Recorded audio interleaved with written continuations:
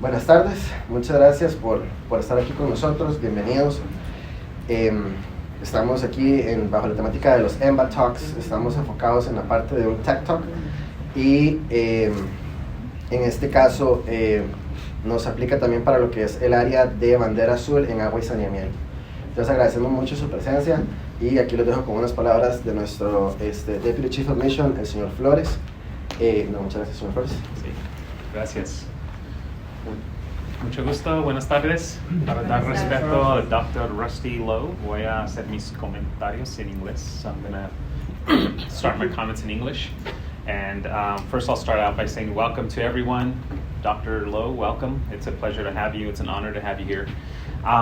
You heard of TED Talks. TED Talks, they copied us with EmbaTalks. So I just want to start out by saying, and I also want to start out by saying how proud I am of our green team. Our green team is the team that's hosting you here.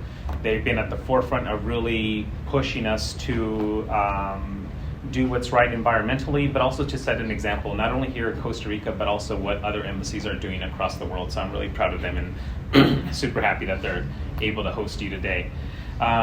We've been are you familiar with the Blue Flag program here in Costa Rica? I just learned, Just learned? Yes. I think I saw the flag. We're at least two-time winner, right? Since I've been here, we've been two-time winner. That's correct. Have we been beyond that? Yes, 4 or 5 years. For 4 or 5 years. So I've only been here 2 of those 5 years. So I cannot take credit for it. This is really a team effort in the embassy. We try to be an example of what we'd like to see, not only Costa Rica, but what we also like to see across the world in other embassies. So I'll start out with that.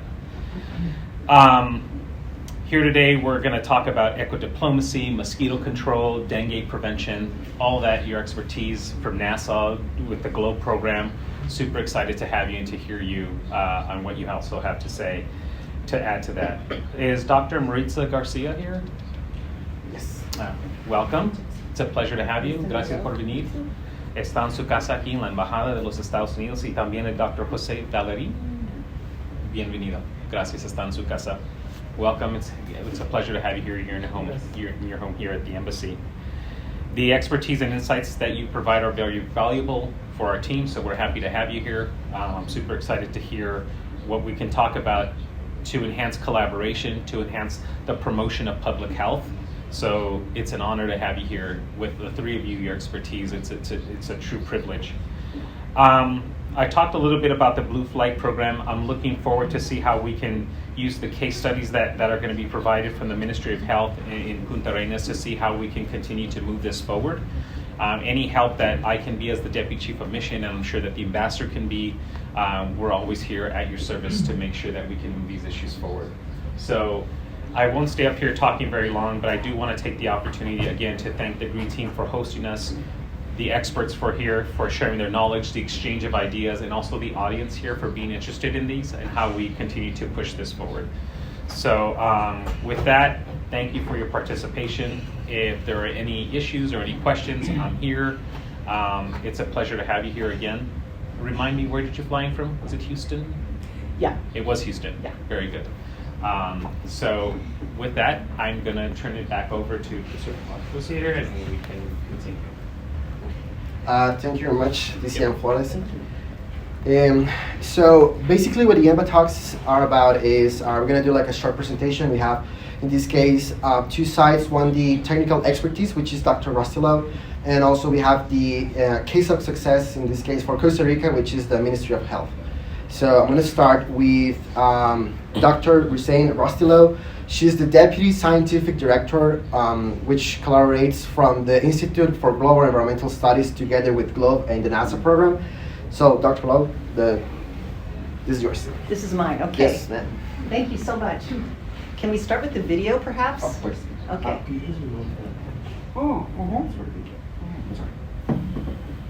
I can have it. Got to do protocol. Okay. Hey, thank you very much, everyone. I'm absolutely honored to be here today to be part of the EmbaTalk series, and this is my first chance to be in Costa Rica. Fantastic. I thought I would start the talk today with a video, so if we could get that started, that would be great. Do I need to do anything here? Yes, please, next one. Yeah. Press the next one? No? Yep. Good. Okay, you got to help me here, sir. That's okay. I don't know how to do the video. Oh, I see where it is. It's right here. So you click next one. One more. And another one to start. Yes, that's right. Yep. Nope. You go twice. One back. Oh, good. It's not me. No. I think someone I'm sorry. clicked too quick. No, wait. What's that? There we go. Thanks. Sure. So this video has some really catchy music to it, but we're not going to be listening to the music. We don't have the right sound system. But this is it basically is a short video made by students in Brazil and Peru, talking about their experience working as citizen scientists with the GLOBE program. And they are all working very hard to protect their communities from mosquitoes using the Globe Observer Mosquito Habitat Mapper. And you have your mobile phone probably in your pocket. I don't mind if you take it out and download the NASA Globe Observer anytime. As a member of GLOBE, everybody in Costa Rica has access to this app. You can access all the data. You can access everything that GLOBE does. And in fact, Costa Rica has been a GLOBE member almost since the beginning, since 1997. So you are a very important part of our program. So here we have some kids. These are in Brazil, but they are protecting their communities from mosquitoes by simply doing sampling, taking photos of the mosquitoes, and letting people know what's there. And so we have this little girl here, and she's saying, do you see a siphon? Yes, I see a siphon. Okay, let's take a picture of it. Let's upload this data. I think this is one of the bad guys. I think this is the mosquito that causes dengue and malaria. So anyway, this is a little promotional video we made as part of our work with USAID a few years ago when we first came up with this project. And it really is an innovative solution because we have a huge problem. We have billions and billions and billions of mosquitoes, right? We only have 0.001% of the population that are scientists and vector control people and public health people. So they need our help. They need citizen scientists taking a role in protecting our communities from vector-borne disease. And so I just wanted to show this because you can just see how engaging it is for the kids, what a great job they're doing in identifying the mosquitoes, protecting their communities from disease. And they think everything is great. Okay, good. So I hope you liked that video. I'm so honored that these kids put this together for us. And it's very, very nice. So I'm here as a representative of the GLOBE program. As I said before, GLOBE is it is the most visible, I would say, eco-diplomacy, so environmental diplomacy through education program that there is with the US. And we are supported by NASA, we're supported by the National Science Foundation in the US, the NOAA, which is Oceans and Atmosphere Administration, and of course the US State Department. And together, these organizations have made it possible for kids in 127 countries around the world to look at changes that are happening on our planet at local, regional, and international scales. And so that's what we do. Okay, so just to move on, this is why I'm doing this. Mosquitoes are avatars of climate change. We know that climate change is happening just by looking at changes in the way that mosquitoes are interacting with the world. We know that in the mid-latitudes, for instance, mosquito ranges are expanding. They're moving north and they're moving south. The mosquito season is even longer. I tell people here, you may have heard of Las Vegas in the US, big gambling capital of the US. Well, there, the mosquito season is 6 weeks longer than it was when I was a kid in 1980. So that tells you something about how mosquitoes, they have a very fast generational time, as does insects. They adapt very quickly, and they are changing. The other thing that people notice is, besides the fact that the mosquito season is longer and we're finding them in more places, they are also biting harder.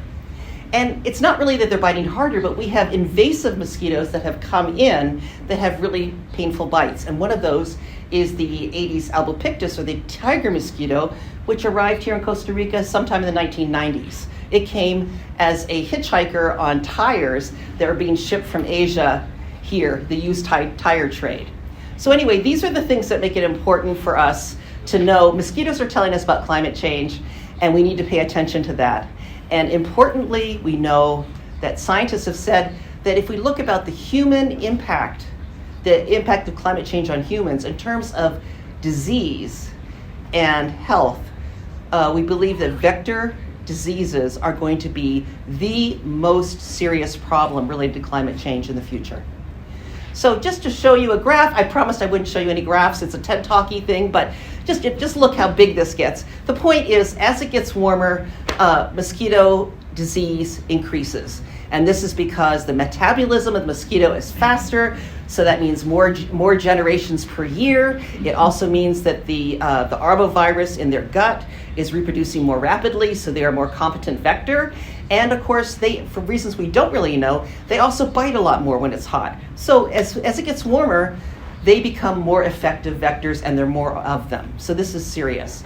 And okay, I promised none of these, but here's another one, a graph. But just look, this is dengue in the Americas from 1980 to now. And just take a look here at how, at the very, in 1980, there was very little dengue. It gradually increases. And then in 2023, it was astronomical. It was about 4.5 million cases in Latin America and the Caribbean. And my gosh, it's off the charts here. It's off the charts here, 11 million cases as of August of this year. So this is a very, very serious problem. So what I thought I'd do is I'd tell you a story of how we actually got the mosquito habitat mapper. So it was 2015. And I don't know if you remember 2015, but this is when we began to notice that there were babies are born with deformities in their skulls. And this was a problem. We didn't know what the problem was. We eventually found out that it was because of Zika, and mothers who were infected with Zika had the potential of having these birth defects. So Zika became a big issue. So USAID, which is a very prominent institution supporting health and well-being around the world, provided us with some funding. So I was going to the meeting to talk about what can I do? What can I do for funding? And this was the first day that Pokemon Go came out. Do you remember Pokemon Go? There were kids all over the place running around with their phones, like, oh, I'm going to get this one. I'm going to get this one, right? And it suddenly hit me. What if, instead of going after bad guys that were virtual, what if we had kids going after bad guys that were real? And that is the basis for the Globe Observer Mosquito Habitat Mapper. So, this is NASA. They are so good at branding. Your planet is changing. We're on it. Here you do, science in the palm of your hand, the Mosquito Habitat Mapper. So the question is, how hard was it to get NASA interested in doing this? Because you know what NASA does. They do moons, they do Mars. Well, most people don't know that most of what NASA does is looking at our favorite planet from space. Looking at the precipitation, looking at the temperature, looking at all these things. So people have asked me, well, can NASA see mosquitoes from space? Is that why they're doing this? Okay, no, they don't. They don't even want to put mosquitoes in space. But what they do with their satellites and their sensors is they are sensing where it's warm and where it's wet and where mosquitoes are found. And this data is used in predictive models. And so that is why NASA thought this was a pretty good idea. So this is our app. Please write it down. Remember, Globe Observer, download it. Every one of you can download this app. You can use it to document the height of your beautiful trees here in Costa Rica. You can do it to take photos of your land cover. That data is important for us to understand what we see from space. The same with clouds. And then we have the Mosquito Habitat Mapper. And with the Mosquito Habitat Mapper, we are supporting citizens of all ages in doing surveillance and mitigation of mosquitoes. So you'll see here we have some guys who are looking in a drainage sewer. We've got some kids here. These are from Barbuda, where they found a tire with mosquitoes in it. This is in Brazil. Cut bamboo. Those are the best baby nurseries for mosquitoes that we have. Unbelievable. Mother mosquitoes think those are safe and warm. Thousands of mosquitoes in every one of those that we tested. And then once they collect these, they will find a mosquito, take a picture, and upload it with their app. And this is data that is used by scientists. I'm going to show you how. So what's important to know that even though this is about mosquitoes, in order for us to connect mosquitoes to the data that's coming into the world from NASA, we got to make that connection with land cover. So there's two tools here, and so we ask people first to do the mosquito habitat mapper, and then before you go, take some pictures using the land cover tool, and it's so easy. Take a picture up, down, north, south, east, west. You're there. It's great. And then doing the mosquito habitat mapper is almost as easy. You open the tool, you see the date, you see the time, you get a map. It tells you what tells you where you are. You get the latitude and longitude. You can press that button a few times until you get an accuracy of about 6 to 10 meters. And then it says, where did you find your mosquito larvae? Did you find them in a container? Did you find them in a tree hole, in a trap, or a bucket? And there's many different choices. You choose the choice. And then it says, okay, do you want to take do you see mosquitoes there? Yes or no? Do you want to take a sample? Yes. And if there are mosquitoes, we really want people to take pictures of the mosquitoes because that is primary data that is needed by our public health department and also by scientists. And so once the photograph is put into the app, you are actually presented with a key, and you're supposed to compare the mosquito that you actually collected here, and you can say, does it look more like this one, or more like this one, or more like this one? And then from there, you can work into seeing whether or not the mosquito that you have found is a representative of one of the 3 most medically important taxa in terms of disease, which is Culex, Aedes, and Anopheles. Okay, the last step is the most important step, and that is in this app, we ask people, okay, you've documented all this cool science, did you actually dump out the water? And we say, yes, we dumped out the water. Okay, so that's the most important thing. And in fact, I'm not just the one who says this, but at least, I don't know, maybe 5 years, maybe more, but you know, our friends at the Pan American Health Organization, World Health Organization, CDC, President's Malaria Initiative, everyone says our hardworking public health officials and vector control people cannot do this alone. The problem is way too big. Unless we get communities involved in surveillance and mitigation, getting rid of those mosquito sites, we have an uphill battle. And so this is the reason why we created this app, to foster interest in the community, to collect this data, to do the hard work on the ground, and then all the data that we have can be used by modelers and other people and people in health departments to find out where things are. And if you think we don't make a difference, look at this. This is where we have mosquitoes that have been reported by citizen scientists all over the world. So you can see that the US is pretty well covered. There's also a lot of good work that's been done in Central America, in the Caribbean, and in South America. So you can see that we are making a big impact. Now, there's another piece of this too, because we're also supporting cutting edge technology. And one of the things that we get are thousands and thousands and thousands. Okay, these actually look kind of beautiful, right? They're ugly because they're mosquitoes that can kill you, but they are actually kind of pretty. But we get these thousands of pictures, not the pictures that we get from people in a laboratory, but people that are not professional. They're laying on their side, they're upside down, they're squiggly. But these are the photos that we need in order to train an artificial intelligence algorithm to be able to recognize mosquitoes. And in fact, this is the work that we have been doing. And I'm going to tell you a little success story. I think I've got a couple more minutes, right? A little success story from Africa. I want to tell the same success story in Central America just as soon as we get going here. Okay, so here's our story. So there is a new mosquito coming to Africa. It is a mosquito that has never been in Africa before. It is a mosquito that comes from Southwest Asia. It moved over the Arabian Peninsula. It moved down into Ethiopia. And this mosquito is called Anopheles stephensi, or Anopheles stephensi. And it is a game changer when it comes to fighting malaria. Okay? You may have heard that we have been very successful fighting malaria in Africa because of bed nets, right? The insecticide permeated bed nets. Well, this guy, Anopheles stephensi, it's a daytime biter. What this means is that bed nets won't help. You know, malaria has pretty much been a rural disease because of the kind of environment that the little Anopheles mosquitoes have that they want.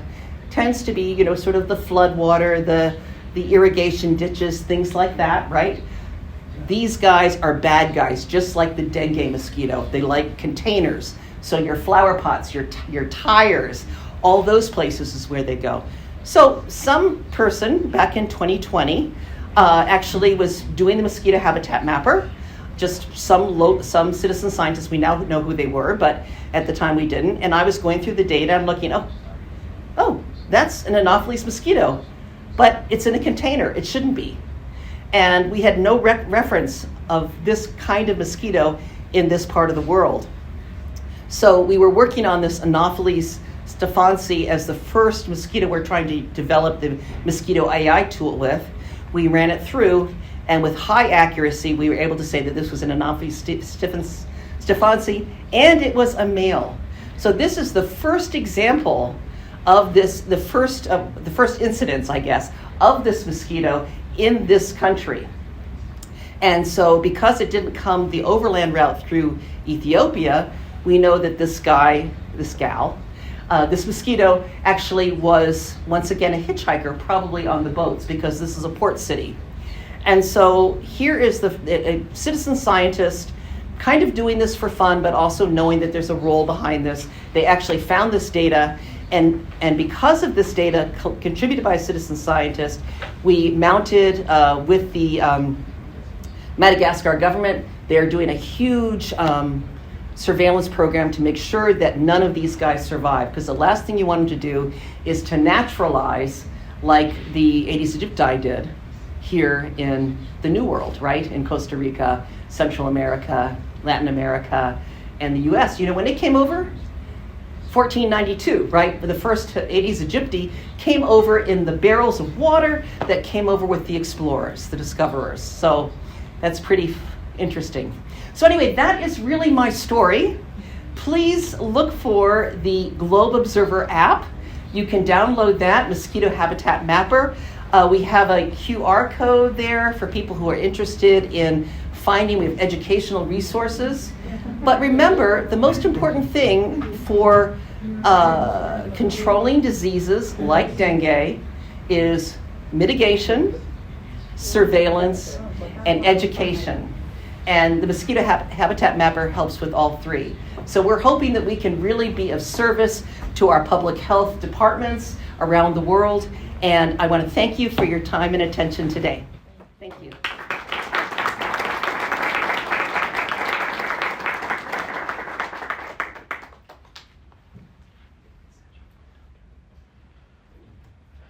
No se preocupen, yo sé que no todos tienen teléfono en la mano. Entonces, con el código QR o con los links, nosotros igual al final les vamos a pasar un resumencito al correo de los que participaron, y va a estar subido en el YouTube de la COPE, como les mencioné. Entonces, ahí lo van a tener para que no tengan que apuntar todo el link súper largo. Thank you, doctor. I think what we're going to do is we're going to move the questions to the end. So now, those who need a translation radio from Spanish to English, please let us know so that we can handle it to you. And if not, then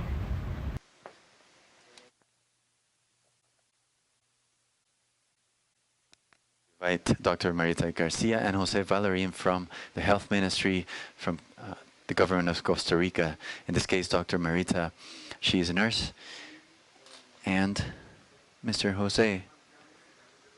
They are both in charge of the vector management, and they're part of the vigilance office in the ministry. They're from the regional office in Puntarenas, where they're going to present the success story in this case of what today they have as traps in Puntarenas for control. Go ahead.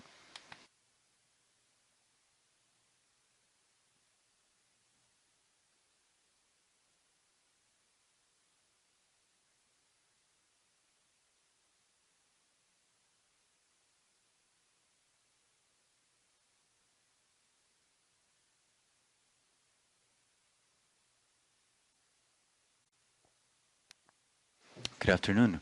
We are part of the regional office in the health ministry in the Pacific Central region. We are here to present the project of traps, OB traps that were placed. This is a tool for surveillance and control of the Aedes aegypti mosquito, which causes dengue, Zika, and chikungunya. The project was developed during the months of April to December 2017 in the health area of Puntarenas, Chacarita, specifically in the neighborhood El Carmen. The purpose of the project was obtaining knowledge of the breeding spaces where mosquitoes are present and getting to know the infection that these mosquitoes were transmitting to communities, and being able to start. Now, he is an expert, and he's going to start telling us about how the project started. Good afternoon. My name is Jose Valerin. I'm the regional coordinator in Central Pacific office. That project is for control and surveillance. It's like another support to the work done by the health ministry. And with this project, this is the famous trap.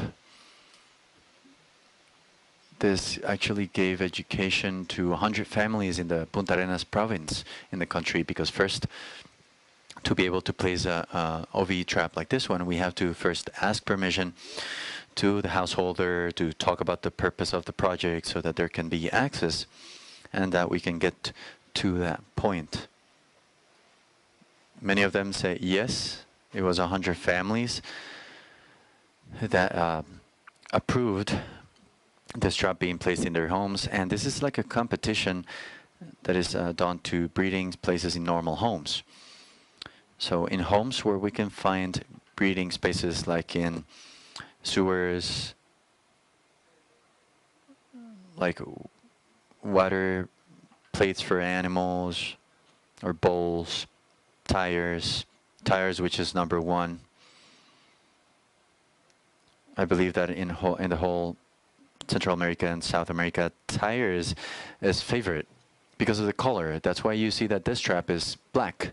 This was placed at homes to compete with common breeding spaces, and it gave actually good results. In homes, there was actually like pots and flower pots and different kind of recipients, and the mosquito was lured and attracted to this trap. As you can see, this is the tip of Puntarenas, the province, part of Barrio del Carmen, and the Puntarenas downtown. The red points were by reference where we had this kind of traps. The OB trap, inside of it, we put this piece of what seems to be a towel. And when we would collect every 5 or 6 days, we would come and do the recollection. We found that common breeding places did not have eggs, and the OV trap was full of them, of these eggs. There were OV traps that we would found up to 500 eggs. That was done from April to December 2017. It actually gave good results. And why? Because we taught 100 families.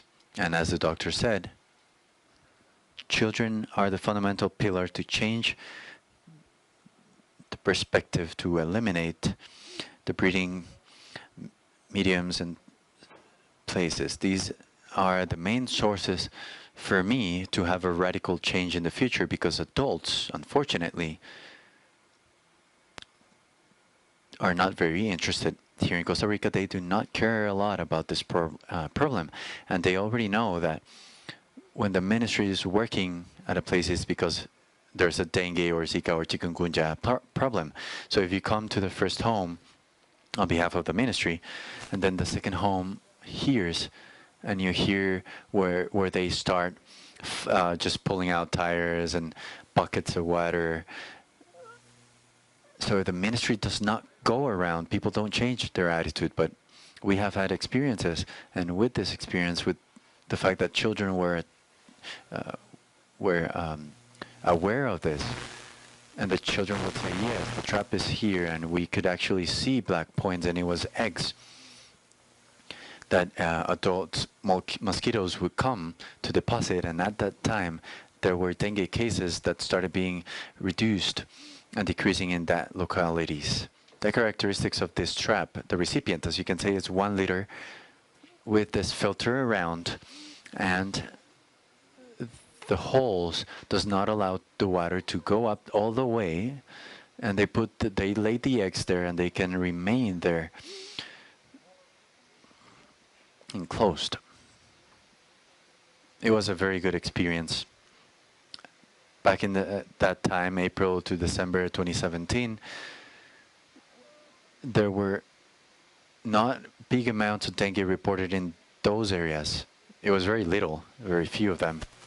It's an area that has always been very problematic. It's an area where we always have dengue cases. And as my grandmother would say, the project was left at one side because there's little personnel. In Costa Rica, we're more than 5 million citizens, and the personnel on field in Costa Rica, staff members, is only 300, so we cannot go and oversee all locations. We would wish we could, but we cannot. That location, this year, there was an increase in cases. Towards the end of 2023 and at the beginning of 2024, there was a big outbreak in that whole region for dengue, many cases of dengue. And that should be implemented more. Now the ministry does have that to collect, and we have to do efficiency tests to see and make sure that what we're using is giving good results. In locations where there are many dengue cases, we actually go there, we put these, we give it like 7 days. At 7 days after we collect OV traps and all the eggs that are there, we pull them out, we take them to the lab that we have in Esparza. We breed them and we take some samples to be able to do the test of the product that we're currently using. Thank God the products that we're currently using are giving 100% of efficiency for mortality in mosquitoes. So what is being applied is good. A lot of people do not have a lot of faith in them. The mosquitoes are... A lot of people actually believe that spraying is the main practice, and spraying is not main. The main thing is eliminating breeding of these mosquitoes, because you can come and spray 100 times every day if you want. But if we still have breeding spaces, every day there's going to be a new generations being born. So what they're spraying, people say it doesn't work. No, it's not because it doesn't work. It's because there are breeding spaces in the homes. And this is a project. We had an effect index of 2.7 rate. That infection rate is positive rates, positive cases with breeding places. So breeding within homes of 2.98 and 0.3 in the recipients.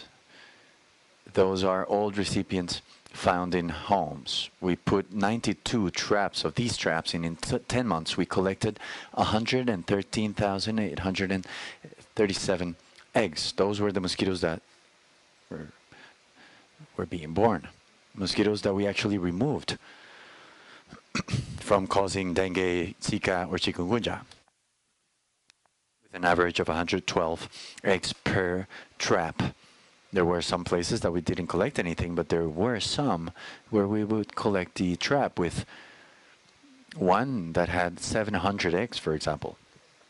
That means that there was a center location for these breeding places. It was a block where we started doing different jobs to go in, because the problem that we would have in the province was that there's a lot of summer homes, which means that it's just people visiting every 3 or 4 months. And here we see the curve coming up since April that we started, and on May it immediately goes up. The amount of eggs from 1,000 on April, we moved on May to 5,830. After May to June, 14,500 eggs were collected, and then from June to July, 14,875. And it was kept on there, like between 15,000 on egg on August, and September 10,000, October 13,000, November 16,000, and December 10,800. So that range of eggs was a big number of them. It was very good. The dengue cases in that area have decreased. We can see here that 42% was negative from some traps, from the 92 that were placed, and positive ones, we had 57.93% from these 92 traps placed.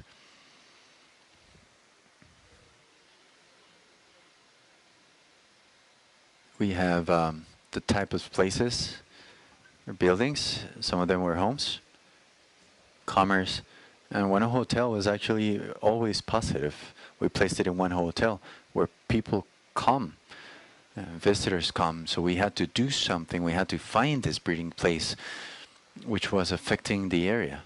And we found in the hotel, we checked sewers, and we saw there was one of these that was obstructed, and it had thousands of larvae, and that's where the problem was. So this helped us to be strategic about the places where it was more positive and there was more adult mosquitoes. We were able to identify what were the blocks and neighborhoods, and Barrio del Carmen was one of them in the province, and doing more assertive and efficient jobs to eliminate these breeding places. We placed this in homes that were regular and good condition so that we could have both profiles, because many people think that breeding places are in homes of poorer people, or people that live in poor areas or lack of resources. And yes, those places we can find them, but we also find these mosquitoes in homes from millionaires, people with a lot of money as well.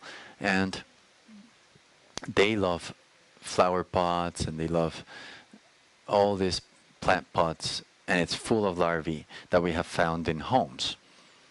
So it's in both social places. One journalist once came to me and he said, I'm going to do a report, a note, so that I can find dengue breeding places. And I said, yes, that's okay, but let's go to that home, he said. And it was a poor sector that he was talking about. And I said, no, let's go to this home. He said, do you think there might be mosquitoes there? And I was actually scared that we found it in flower pots and plant pots, some water fountains, that the engine was not working, for example, and mosquitoes were being bred there. So he said, you brought me out of the idea that dengue is from poor places, but it's both. We have found it in everywhere in the province. Here we are locating these traps under the sinks, under this, under the bathroom, or WC, places that were not being used, or close to the flower pots. In the corner where there is one of these plants with this dish behind it, below it. In that dish, we didn't find it. Since we put the trap, we did not find larvae. But in the trap, we actually found the eggs. So it was a competition. The mosquito actually likes black as a color, and that's why people say that the tires are the fancier hotel for mosquitoes. And the black actually caught their attention a lot. So to conclude, we determined that it is a good complement for control of the Aedes aegypti mosquito in the high-risk areas. If we add to the focal treatment and spraying, which is what we do in the health ministry, because it is already eliminating a good amount of eggs that have been laid. Currently, we were just using this to sample and demonstrate the efficiency of the products that we are being used in the ministry. It would be great to implement this as another option of eliminating, and that would be great. That would be it for the people from Vectors, as they already explained. We have a lab, an etymology lab.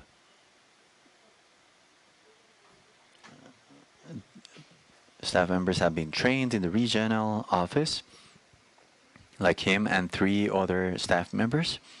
They have been trained in the University of Costa Rica and the courses that they took, and they can now classify and select the mosquito. So we're not speaking only about the mosquito anymore. They can now say that we have this species, this is malaria, or if it is actually a species, they already have the skills to be able to classify the mosquito.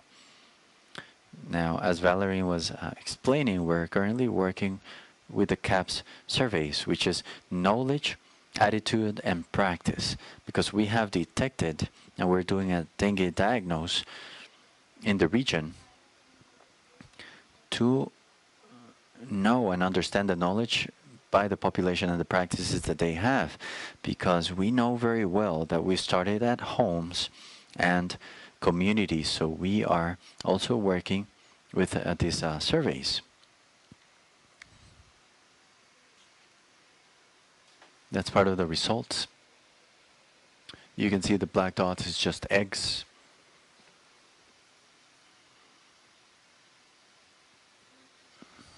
Also the amount of larvae that we had with collecting the eggs for the efficiency tests. And we do the Temefos efficiency test with this larvae stage, also Venus app, and the BTI, which is a biological control.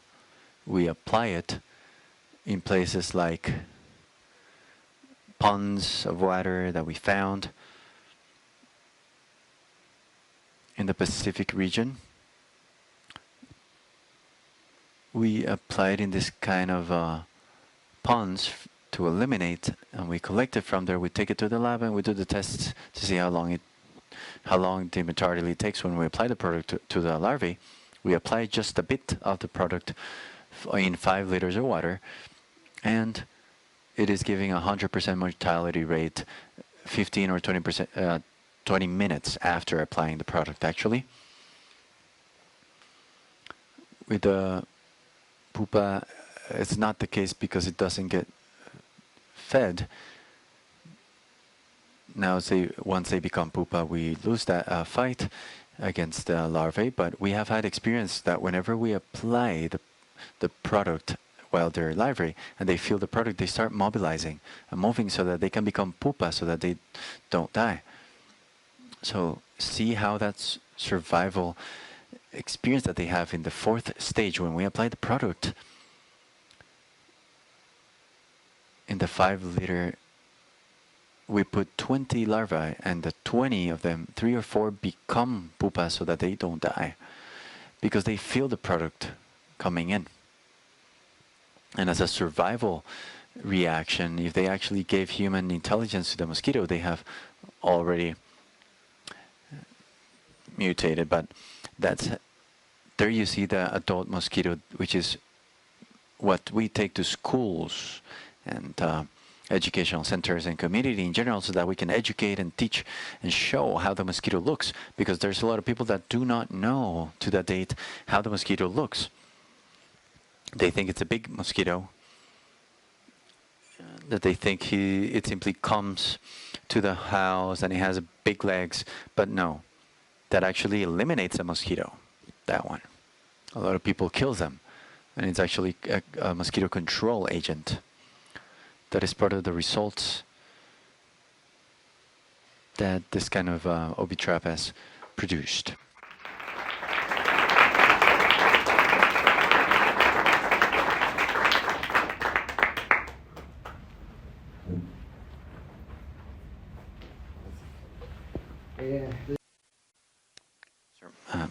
Marita and Mr. Jose, thank you very much. I think it was very important to present both cases, as we mentioned. In the case of Dr. Rossi, from the technical point of view and expert point of view and academical perspective. But we also have in this case Mr. Jose and Marita with the practice and fieldwork, and how this can also be included in the citizens scientists to be able to obtain data on behalf of the citizens that we are actually not experts and scientists. But in the same way, we can actually provide necessary data for the scientists that oversee the different illnesses and diseases from an academical point of view, for example, Costa Rica University or National University, or from the ministry point of view that is at a government level. That apart from that, that data works to be able to track, in this case, with like the GLOBE program that is worldwide. Again, thank you very much, really, to Jose, Maritza, and Doctor. Just a big round of applause.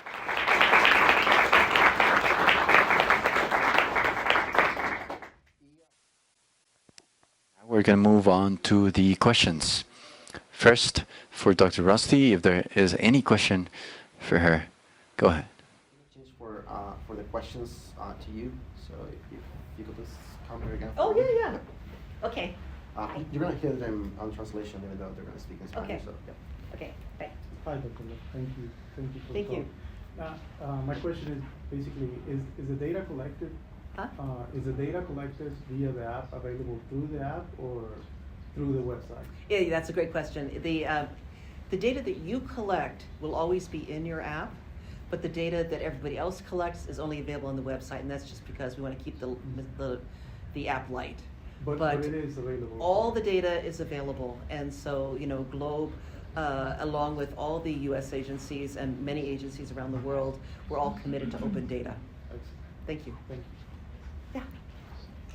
I want to know how specific is the artificial intelligence? I mean, does it go to specific like species in Central America or Latin America, mosquitoes? Thank you for that question. Yes, so what we are doing, it takes a long time to train the algorithms, and you need, like I said, lots and lots and lots of photos. So because this Anopheles stephansi issue was so critical in Africa, that was our first step. We're now working with Aedes aegypti. And so, and also, we have some other mosquitoes that are coming down the pike. We have them in Cuba. One of them is Aedes vittatus. The others is Aedes scrofularis. Do you have those here yet? Yes. You do? Yeah, you have scrofularis. So we had our very first one 2 years ago in the U.S. So we want to keep these other mosquitoes from naturalizing in Central America and in the U.S.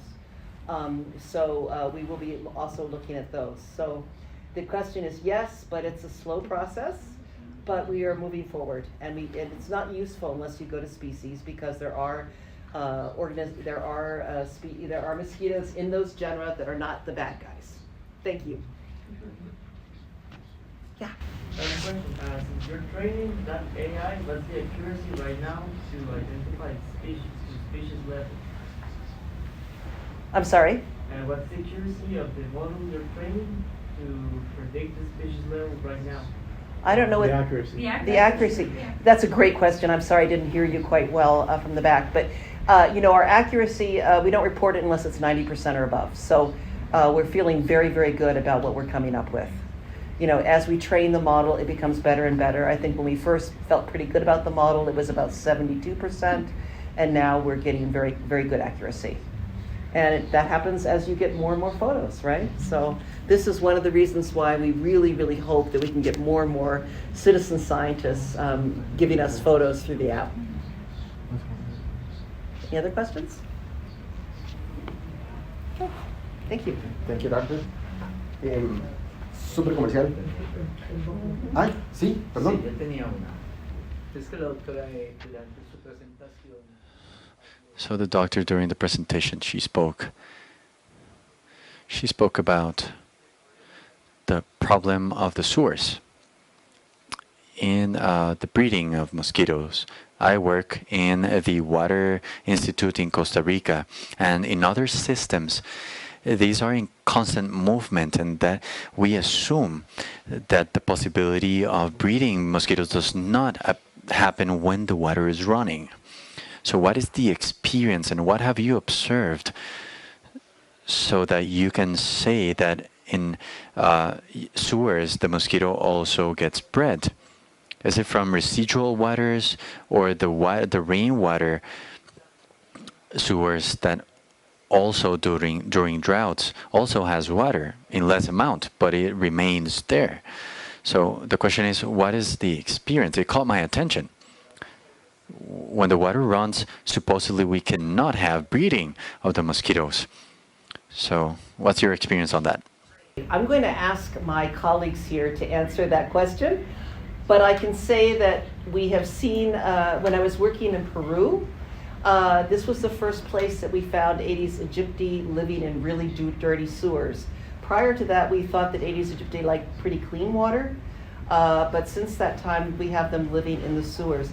They're not living in the flowing water because that would damage the little larvae. They are pretty fragile, but there are lots of little pockets where they can survive. And I think that this has become a very serious problem, especially with sewers that have not been maintained properly or that are plugged up.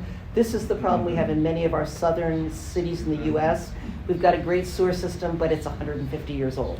And so that is where we're finding those problems. I think a good sewer system that is functioning properly, we don't have those problems. But you also mentioned problems with sewers, so I'd like you to answer that question. Thank you.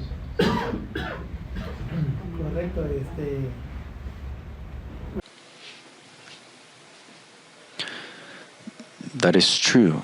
One of the regions in Central Pacific, in Puntarenas, we have the problem of this problem in sewers. At one side, we have the sea, the ocean, and then the river. And when the levels of water start raising, it closes the sewer systems in Puntarenas, and that is why in Puntarenas the level of the water comes up and increases a lot, and it goes out of the sewer system. And we currently have a project of sewers in Puntarenas that every 15 days we provide treatment so that we eliminate the mosquitoes and larvae inside the sewers, because it is a constant problem.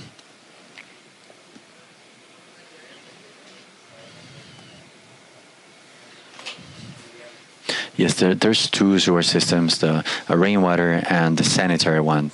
But in Puntarenas, in the plain areas, that the speed of the water is very low.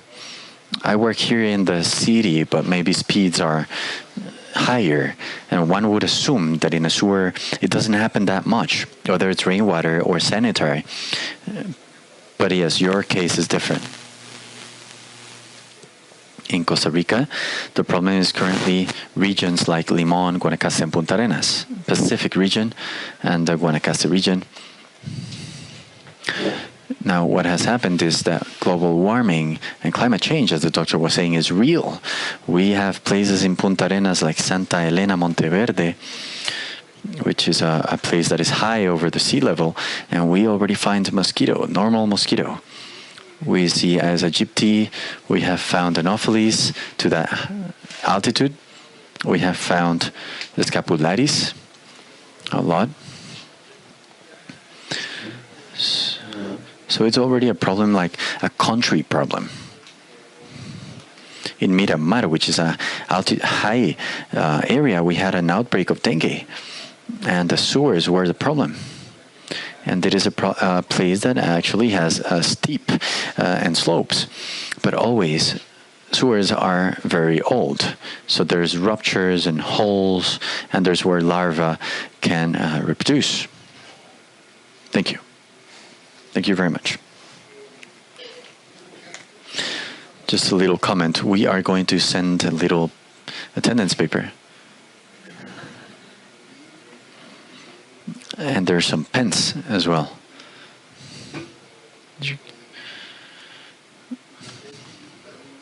Any other question for Dr. Rusty?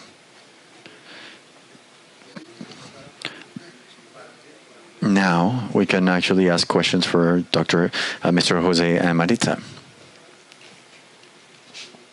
Any question for them? I wanted to ask you, what do you think about the possibility of working in communities together with health ministry, for example, at the level of health ministry in schools, to put in practice some kind of application like the ones they presented, or, for example, the situation with the OB traps, of how that experience in Puntarenas, what do you think about the possibility of this contact? To think about it more like broader at a country level. Well, that option would be great, of working together with schools, mainly with schools in the country. In the Pacific region, we are implementing talks in schools that they invite us to. There's a good communication with the education ministry. So we do a circuit, like a tour, with the education ministry that invites us. For example, if they need a talk in this Quiebra Venado school, there was an outbreak of dengue, and they take the message home. And the ministry has some kind of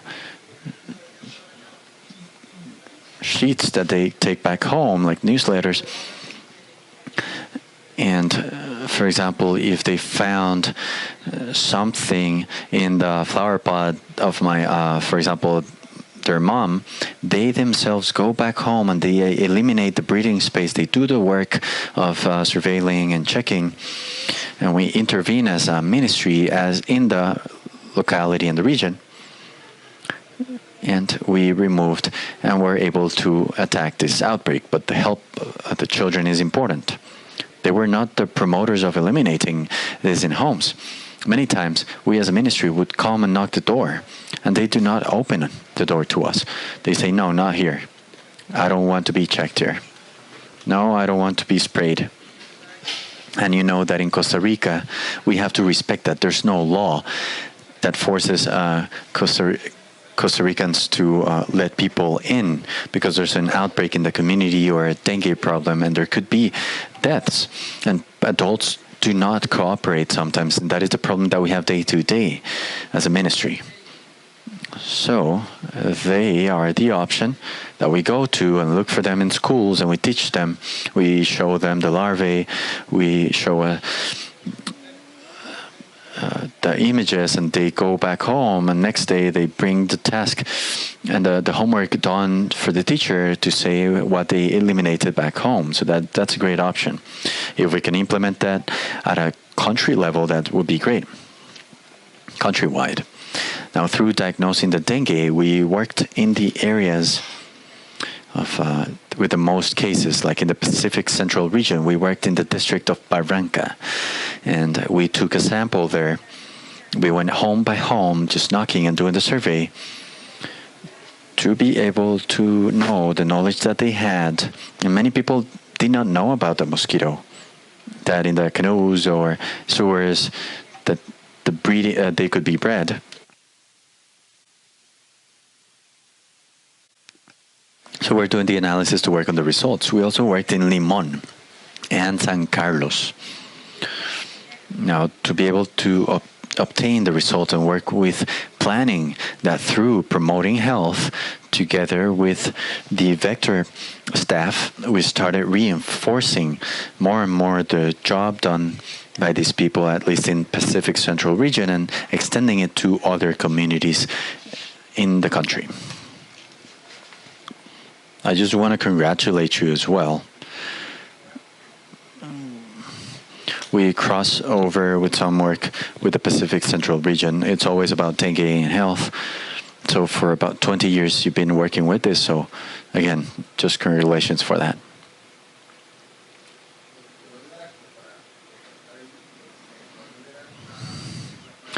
And the same way, in the environmental office, together with the State Department in the U.S., we have programs, and we have Ivan as the section chief, and as part of the Globe representative.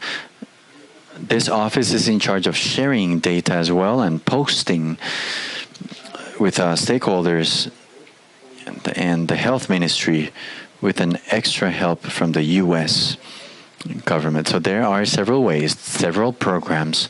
It is not only public and public alliances, in this case government with public entities, but rather private entities, and also the embassy with different offices and departments, to be able to feel and have support towards the ministry, and in this case, the public or private entity. Would you want to say something, Pamela? Well, just thank you for being here. I also have to follow the protocol to remove the badge because of the recording. Thank you for reminding. And thank you very much for being here. I see many familiar faces, so thank you for being here. Now, the main message that we want to come across with is that this is a introductory talk. If somebody wants to get thorough on it and follow up in the survey of the evaluation, this is anonymous, but if somebody wants to obtain more information, you can leave your contact information there and we can follow up on. Our office, as a regional office, covers Central America and Caribbean. There are 9 countries that are part of the GLOBE program. Costa Rica is one of them. So the implementation of the GLOBE program in Costa Rica is not up to the embassy. The Costa Rican government decided to join in 1997, and its implementation is by the Education Ministry, and the Environment Ministry also collaborates. So the GLOBE coordinator representative has been with us since Monday and Tuesday. Unfortunately, today she couldn't be with us, but there are some training sessions that are being done annually, and you can work hand in hand with the Education Ministry so that we can take this to your communities. We have people from other embassies here, so I just want to highlight that it's more than 120 countries that are part of this program. I think there was people from Japan invited, from the Japan embassy. Japan is part of the GLOBE program, so that is a way in which we can connect with your countries too. So I just want to leave that invitation open so you can take that message. It is a program that is open to your ideas, to sharing. Definitely the people from the health ministry, I believe it's simply impressive what you're doing, and this is what this is about making more fruitful and enriching this. The embassy is just more than visas. Promoting this kind of programs is very important of what we do, and as a regional office and as part of the embassy, we want to be a bridge between the health ministry, the San Jose municipality, and the entities that you represent, and this GLOBE program. So just know that you can count on us. You can give your email addresses, and we can follow up on to see what kind of ideas you have. And if you suddenly want to document this case of success cases and share it with Panama, for example, that they're part of the GLOBE and they're affected by dengue, also Guatemala and Dominican Republic, or receiving this kind of training that we can coordinate with experts from the GLOBE program or teachers from the education ministry that are also implementing this and taking it to other communities. So thank you for being here. And this is just the beginning of a possible collaboration. It's not just the end of the event, but it could be the beginning of a collaboration. So just want to thank you. And if you have any question or additional comment or question, you can also ask me or my boss right here. A question for the doctor that just came to my mind for Rusty. The idea is very great. You have an app. You need a cell phone. What is the most challenge you find in countries like, I don't know, Peru, Brazil, that doesn't have that connectivity that you maybe have in US? And you can understand why there are more reports in US than in other countries. So what is the most challenge you faced in that way? Technology, internet, I don't know. Thank you for the question. That's the reason why when we tested the app, we tested it in Peru and Brazil. And what we found out, and we were working in low resource communities. And what we found when we first started was that the app did not work on the oldest mobile phones that people had, the oldest smartphones. And so in talking with the USAID coordinator, Dr. Jamie Chang, who was in Peru, he said, don't create the app so it can handle all those. In a couple years, everybody's phone will be up to date. And that is true now. We go to places that are really remote in Africa, and pretty much, there's more than 5 billion phones out there, smartphones out there. Of course, some people have 2, but they're pretty ubiquitous. The app works offline, so you can use you need the internet to set up an account, and you needed the internet when you send data. But you can leave the data on your phone for a month or 2 months, and then upload the data. Although don't do it all at once because you have to do like 3 or 4 at a time. But it works very, very well. So in places where you don't have a lot of bandwidth, it does work because you can just wait till you get to a place where you do it. I think the problem that we see in our lowest resource countries and individuals is it costs money to send data. And it's pennies, but those pennies are precious to many people. And I think that that is a challenge that we have. I would love to see one of these companies that does internet to say, okay, if you do 20 observations, we'll give you 5 minutes, as a promotion. But that I think is our biggest challenge, is people don't want to spend the money to send the data. And then the other thing is that people don't know about it.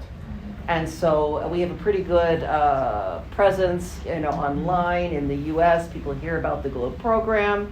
That's also the case in Europe. That's also the case in different parts of South America, but not in all places. So it's really, it's less a problem with the technology than it is the knowledge and then the cost of data. But that's a great question, and we've been trying to address that the whole time, so thank you. ¿Alguna otra?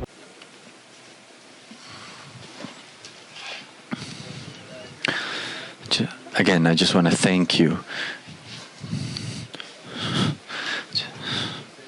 Just want to thank the different entities. We have the San Jose Ministry, the British Embassy, the Swiss Embassy. We have the Water Institute, the Health Ministry, the Health Ministry, University of Costa Rica. And we also wanted to thank our professionals for the local employees of the U.S. Embassy and also the cooperative for local employees. As I was mentioning at the beginning, these recordings are going to be uploaded to the cooperative or the association.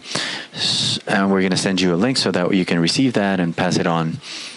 And I believe everyone has my contact information. And it was a pleasure. And in the same way, your contact information is going to be kept in the survey. So we will send you information of the hub, not only for the environmental center and not only the GLOBE program. If not, we see other programs like carbon neutrality, the Debt for Nature swap, and others.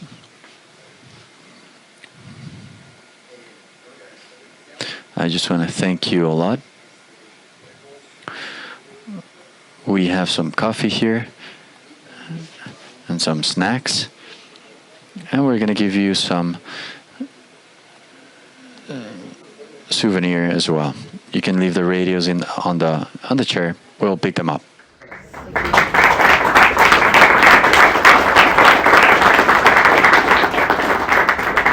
Bueno, yo públicamente quiero darle un agradecimiento muy especial en nombre de nuestra oficina y del Green Team a Carlos, porque Carlos está haciendo esto como su labor.